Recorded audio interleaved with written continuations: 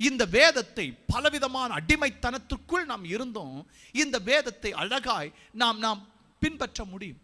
இந்த வேதத்தை ஒருவன் தியானிப்பதற்கு முன், உட்கொள்வதற்கு முன்னால அவன் விட வேண்டியது எதை விடணும்னா, அடிமைத்தனத்தை எல்லாம் விட்டு இருக்க வேண்டும். அடிமைத்தனத்தை விடாம பைபிளை ஏற்றுக்கிட்டுவானா அவனுக்கு ஆசீர்வாதம் வரும், நன்மை வரும்.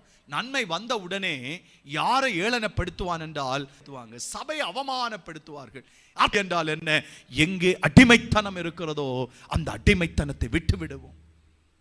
ஆண்டவரே, ஆனால் அடிமைத்தனம் உள்ளால் என்றால் தாழ்மை வரவே இல்லை. நீங்கள் தாழ்மைக்காக ஜெபிக்கிறீங்களா? ஆண்டவர் எனக்கு தாழ்மை தாரும் என்று ஜெபிக்கிறீர்களா? தாழ்மை தர வேண்டும் என்றால் அடிமைத்தனம் விலகி போக வேண்டும். ஹல்லேலூயா, ஆமென். தேவன் விரும்பாத பெருமை நம்மை விட்டு விலக வேண்டும் என்றால் அடிமைத்தனம் நம்மை விட்டு விலக வேண்டும்.